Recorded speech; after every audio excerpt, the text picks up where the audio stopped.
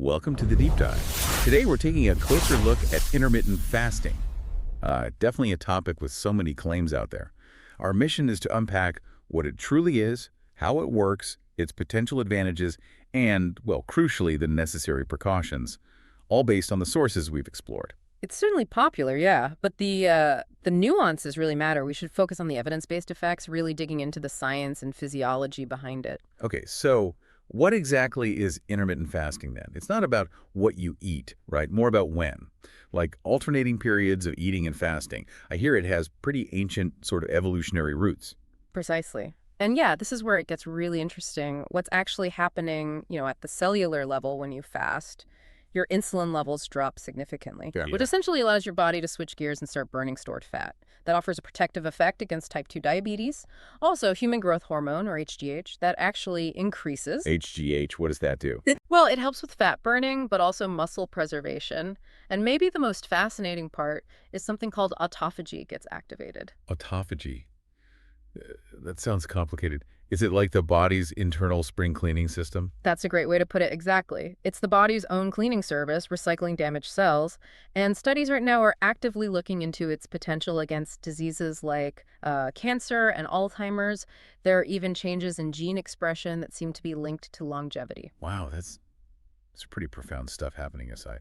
So for someone thinking about this, what are the common ways people actually do it? Well, the most common approach by far is the 168 method. That means 16 hours fasting, then an 8-hour window where you eat. For a lot of people, that just looks like skipping breakfast and maybe having an earlier dinner. Then there are other types, like Eat, Stop, Eat, which is a full 24-hour fast, maybe once or twice a week. Or the 5.2 diet, you eat normally 5 days, then on 2 days, you restrict calories quite a bit, down to around 500, 600. But what's really crucial, whatever the method, is always to start gradually. Don't just jump into a 24-hour fast. Right, ease into it. That makes total sense. Yep. Now, a big reason many people try IF is for weight loss, which, at its simplest level, fewer meals often just means fewer calories, right? Right. But it's actually more complex than just calorie restriction. Those hormonal shifts we mentioned, the lower insulin, the higher HGH, they fundamentally sort of reprogram your body to burn fat more effectively. Okay, so it's working with your body's hormones. Exactly. There was a 2014 analysis, for example, that showed pretty typical weight loss in the range of 3–8%. And importantly, a reduction in waist circumference, which is a good indicator for losing that harmful visceral fat. But what about muscle? Do you lose muscle mass? I've heard Yeah. conflicting things. Yeah, that's a point of ongoing research. An older study, back in 2011, suggested IF might preserve more muscle compared to just standard calorie cutting. But a more recent one from 2020, specifically looking at the 168 method, did note some loss of lean mass along with the fat loss. So the jury's still out a bit. We definitely need more evidence there. Understood. Okay, so beyond weight, what about other benefits, particularly around, say, metabolic health? Yeah, that's where some really interesting potential lies. Improved insulin sensitivity and better blood sugar control are key. This is really important for people with pre-diabetes or even type 2 diabetes. Studies in pre-diabetics have shown some significant improvements. That could be huge. It could. And there's also potential for reducing inflammation and oxidative stress that's like cellular damage, which are linked to so many chronic diseases, plus potential improvements in heart risk factors. But it's really important to add the caveat that a lot of this really promising data still comes from animal studies. We need more human trials. Got it. Animal studies show promise. Human studies need more time. What about the brain? Any effects there? Again, animal studies are pretty encouraging. They show things like more new neurons growing, higher levels of BDNF. BDNF. Think of it like a fertilizer for your brain cells.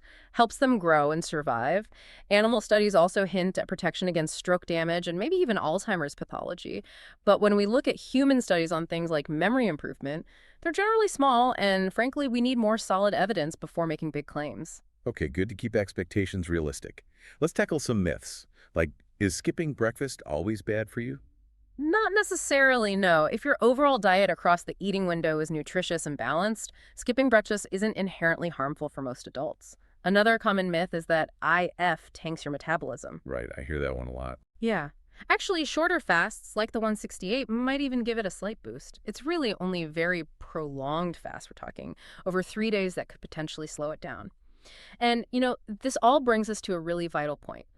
Who is IF actually for? Because the most crucial reality is this. It is absolutely not for everyone. That seems like the most important message here. It really is. You absolutely must consult a doctor or a registered dietitian, a nutritionist, before starting any kind of fasting regimen. It's generally not recommended for anyone underweight or anyone with a history of eating disorders, obviously. Also, people with certain pre-existing conditions like diabetes, blood pressure issues, liver or kidney problems need careful medical guidance. Same for anyone on specific medications. Okay. And there are specific concerns for women. If you're trying to conceive, are pregnant, or breastfeeding, IF isn't advised. Also, women with a history of amenorrhea, that's the absence of menstruation, need to be cautious as it can affect hormonal cycles, and definitely not for children or Right. adolescents. And what about side effects, like feeling hungry or weak? Yeah, initial side effects like hunger, maybe some weakness, headaches, or irritability are pretty common when you first start, but they usually subside, within a few weeks, maybe up to a month, as your body adapts. That's another reason why starting gradually is so important. So, assuming it's right for someone, and they've consulted a professional, Yeah. that eating window, it's not just a license to eat junk food, is it? Oh, absolutely not. That's a huge misconception. You really have to focus on nutrient-dense foods.